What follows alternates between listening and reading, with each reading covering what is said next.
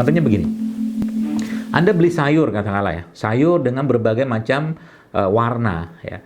Ada mungkin brokolinya, ada mungkin pokcoynya, ada mungkin paprikanya ya. Seperti itu misalkan berbagai macam sayur tadi Anda potong. Lalu Anda berikan jeruk nipis ke sayuran tadi, Anda tambahkan madu dalam sayuran tadi, Anda tambahkan kacang almond misalkan, atau Anda tambahkan kurma, ya, dan Anda tambahkan sedikit garam-garam mineral, maka toyib tuh. Itu toyib. Tidak banyak pengolahan. Ya. Jadi konsep toyib itu sebenarnya tidak banyak pengolahan, ya, dan tidak banyak tambahan bahan-bahan yang bisa menyebabkan masalah ke tubuh kita. Jadi kalau kita bahas tadi misalkan nasi goreng tadi ya banyak sebenarnya masalahnya gitu loh. Kalau apalagi itu kita teruskan kepada fast food, lebih banyak lagi urusannya. Sekarang Bapak Ibu, Anda pergi nanti coba iseng, nggak iseng lah. Pergilah ke supermarket, belilah roti-roti yang banyak di supermarket sekarang. Ya. Lalu Anda lihat ingredientnya. Roti sejatinya isinya cuma apa? Tepung, gula, mentega, garam lah katakan, sama sedikit ragi. 4 bahannya aja kurang lebih. Tapi kalau Anda lihat di situ ada pengembang kalsium propionat, ada ini, ada, jadi isi dari satu roti itu sekalian ya, atau mungkin ingredient itu panjangnya minta ampun, hampir memenuhi seperempat mungkin dari label di belakang itu. Ya, itu kalau nggak usah dibahas itu toib atau tidak ya. Udah jelas-jelas itu sangat tidak toib sebenarnya. Bolehkah dimakan? Ya kembali ke masing-masing. Halal nggak dia? Halal. Belinya dari duit yang halal, ya rezeki yang halal, tapi masalahnya adalah tidak toib. Jadi orang yang tiap hari misalkan pagi, siang, malam makan nasi goreng, nasi uduk boleh nggak? Boleh. Tidak masalah nasi uduk. Tapi kalau tiap hari makan nasi uduk, masalah ya. Kenapa? Gulanya, lemaknya, segala macam. Ya, apalagi kita zaman sekarang, kebanyakan dari manusia zaman sekarang ya tidak banyak aktivitas fisik. Jalan kurang, olahraga kurang, puasa kurang, sayur kurang, buah kurang, minum kurang, ngarepin apa coba kalau mau sehat? Udah yang dimakan juga nggak sehat, berlebihan pula. Itulah. Anda yang lagi rapat, coba lihat camilannya apa? Kue-kue kan? Kebanyakan kan kue-kue. Kue-kue dari apa? Tepung lagi. Tepung isinya apa? Atau kadang cake-cake yang segala macam itu. Tepung ada lagi di situ, ada gula lagi, ada mentega lagi, segala macam. Tiap hari tubuh kita terbebani dengan makanan-makanan tadi. Ya. Jadi bahasa tohib ini Bapak sekalian, maka saya katakan tadi kan, Ibnu Katsir saja menjelaskan bahwa ayat-ayat ya, banyak ayat-ayat dalam Al-Quran itu yang bisa sebenarnya dijadikan panduan atau acuan kita dalam menerapkan ya kesehatan secara paripurna berdasarkan Al-Quran dan Sunnah Nabi Sallallahu Alaihi Wasallam. Dan mudah sebenarnya, murah. Nah, jadi sekarang kalau mulai Anda memahami ini, nah di postingan saya di Instagram juga banyak kok. Itu ibu-ibu sekalian bisa lihat di sana insya Allah. Di situ sudah saya jelaskan semua, dan banyak di YouTube juga banyak, di channel Dr. Zelo Akbar Official ini banyak sekali bahasan-bahasan tentang itu ya. Sehingga nanti kata kuncinya kalau mau sehat itu tadi jelas halal yang pertama, wajib tuh hukumnya ya, nggak ada tawar-menawar. Yang kedua, toyib, baik ya. Baik itu maksudnya gimana? Ya tadi tidak banyak pengolahan ya, langsung dari sumbernya. Jadi seperti misalkan kalau bisa ya, misalkan Anda punya kebun sayur sendiri, petik dari kebun tadi langsung dimasak, itu yang terbaik. Tapi kalau sudah diolah, dimasak berulang-ulang, sebenarnya udah nggak toyib lagi. Ya, artinya kalau kita sekarang mengambil mengambil konsep itu sebenarnya, kalau 80% katakanlah ya, 80% makanan yang masuk dalam tubuh kita ini makanan yang toyib, sebenarnya tubuh kita bisa berjalan atau bisa bekerja dengan sendirinya. Toyib dan tidak berlebihan. Saya banyak sekali mendapatkan testimoni orang-orang yang sakit inilah, sakit itulah, ya. kemudian ada yang susah hamil lah, yang beginilah begitu sekali. Ternyata ketika tubuhnya diperbaiki, dibersihkan, dia mulai mengurangi makan tepung, dia mulai mengurangi makan gula pasir, dia mulai mengurangi makan makanan yang tidak sehat, ya bahkan menyetop itu semua dan memperbaharui tubuhnya dengan berpuasa, itu ternyata subhanallah hamil jadi gampang, ya, jadi mudah. Kemudian penyakit-penyakit indikator seperti kolesterol apa segala macam turun semua. Ya, indikator-indikator tadi. Jadi subhanallah ya, hal-hal seperti ini simple tapi ya sangat bermakna kalau boleh saya katakan, yang itu sebenarnya panduan dari Al-Quran dan petunjuk Nabi kita SAW ya. Nah, jadi misalkan kita bahas tentang, misalkan saya kasih contoh aja ya, misalkan jeruk ya. Jeruk, kalau Anda mau minum jeruk ya bukan minum jus jeruk ya, dalam kemasan yang sudah fabrikasi. Ya mungkin oke lah sekali-sekali, tapi saya pribadi memang jarang sekali minum-minum begituan. Kalau saya mau minum jeruk, seperti tadi sebelum ke sini saya di rumah punya stok buah banyak banget, jadi kadang-kadang satu kotak gitu buah jeruk gitu kan.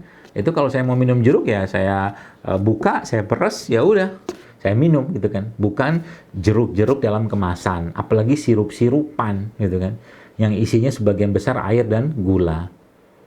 Ya, kalau sudah kayak begitu, udah bukan nggak toyib lagi, tapi cenderung bisa merusak tubuh kita. Membahas tentang gula saja, Bapak sekalian, ada lebih dari 90 penyakit yang bisa disebabkan atau dipicu oleh berlebihannya gula dalam tubuh kita. Perempuan-perempuan kayak zaman sekarang, mensnya berlebihan atau bermasalah.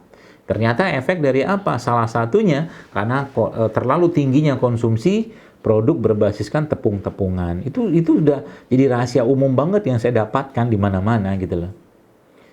Jadi kalau kita dan itu masalahnya bukan cuma masalah sekarang. Masalah sekarang kalau Bapak Ibu sekalian punya anak gadis ya, atau punya anak lanang lah, anak cowok gitu ya. Dan anak gadis atau anak lanang tadi hari-harinya sebagian besar isi makanannya adalah makanan tidak baik, makanan tidak sehat, dan makanan yang cenderung harmful atau berbahaya untuk tubuhnya, maka Anda sedang mempersiapkan gen yang bermasalah dalam tubuhnya. Waliyahzubillah. Karena makanan yang kita makan akan menjadi bagian dari gen. Ya, yang sekarang dikenal sebagai epigenetik, ilmu tentang bagaimana genetika itu diturunkan juga dari apa yang dimakan konsumsi oleh seseorang, atau nutri epigenomik, seperti itulah. Jadi hati-hati Bu sekalian, sehingga tugas kita sebagai orang tua mungkin ya dalam hal ini ya memberikan contoh kepada anak-anak, ya menyiapkan sarana prasarana untuk itu gitu kan. Ya. Contoh mungkin adab-adab dalam hal makanan mulai diajarkan kepada anak-anak. Lihat anak-anak makan berdiri larang. La ta'kulu qa'iman kata Rasulullah. Jangan makan sambil berdiri. Jangan makan pakai tangan kiri. Hal-hal sederhana. Karena itu mengurangi atau menghilangkan keberkahan dari makanan. Ya. Di mungkin lemari makan Anda atau lemari es Anda, ya mungkin lebih diperbanyak lagi makanan-makanan sehat ya. Buah-buahan, sayur-sayuran gitu kan. Atau lemari makan ya sudah mulai dikurangi, di stop itu makanan-makanan yang tidak baik. Jadi kenapa? Kasihan Bu Pak anak-anak itu. Ya, saya salah satu indikator ketidaksehatan generasi ini khususnya wanita, ya itu salah satu dugaan saya, dan kemungkinan besar dugaan ini benar adalah terlalu cepatnya usia menstruasi anak-anak perempuan. Ibu-ibu yang sekarang umurnya 40 tahun ya. Coba Anda lihat dulu Anda menstruasi umur berapa? Rata-rata kelas 1, kelas 2 SMP loh. Atau ada yang bahkan kelas 3. Tapi sekarang coba lihat anak-anak perempuan. Ada yang kelas 3 SD sudah mens. Betul nggak? Kenapa bisa seperti itu? Coba cek makanannya. Coba cek apa yang Anda kasih ke mereka. Penuh gula, makanan-makanan kalori tinggi, miskin serat, penuh tepung segala macam. Anak-anak misalkan Anda yang ya kalau saya sih enggak lah ya, enggak rayain ulang tahun segala macam tuh enggak. Tapi kalau yang masih merayakan ulang tahun kadang-kadang udah ngajakin makan anaknya ke fast food, ngundang orang lagi. Bayangkan udah kita ngasih makan yang enggak sehat ke anak sendiri, ngajak orang lain lagi coba. Ya, subhanallah ya. Jadi itulah generasi kita zaman sekarang. Dan Anda perlu pahami Bapak Ibu sekalian bahwa makanan itu akan mempengaruhi tabiat atau akan menjadikan tabiat seseorang, ya. Dan itu sudah ada risetnya. Saya tadi barusan baca juga, itu ternyata makanan itu mempengaruhi atau bisa membentuk perilaku loh. Bisa membentuk perilaku, jangan sembarangan. Kalau udah nggak halal dia, nggak toib dia, dan memang ada hubungan, ya. Perut kita ini ada hubungan sama otak. Makanan yang baik untuk perut, maka dia baik juga untuk otak. Istilahnya kalau mungkin di kita tuh good food is good mood. Ya, good food is good food itu ya toib, ya toib. Ya. Jadi jangan sembarangan bahasa tentang ini. Dan Bapak sekalian, Masya Allah ya, ini hubungannya nanti dengan ibadah. Makanan yang tidak halal, makanan yang tidak baik ya, sangat berpotensi untuk bisa ditolak ya, ibadah seseorang tadi. Orang yang misalkan sholatnya tidak ikhlas mungkin, itu nggak diterima. Karena salat ibadah itu kan dua. Yang pertama ikhlas, yang kedua mengikuti contoh Nabi SAW. Jadi makanan itu menjadi salah satu posan pentingnya. Makanya kalau Anda lihat dalam Al-Quran, wa kulu washrabu wala tusrifu wala tattabi'u khutuwati syaitan, kata Allah, innahu lakum aduwwun. Makan minum silakan, jangan berlebihan, dan ingatlah ya, ada musuhmu yaitu syaitan yang nyata buatmu. Jadi setelah urusan makan minum itu Allah sambungkan ayat tadi dengan kalimat syaitan. Coba, makanya ulama menyebutkan dalam piring kita itu ada syaitannya.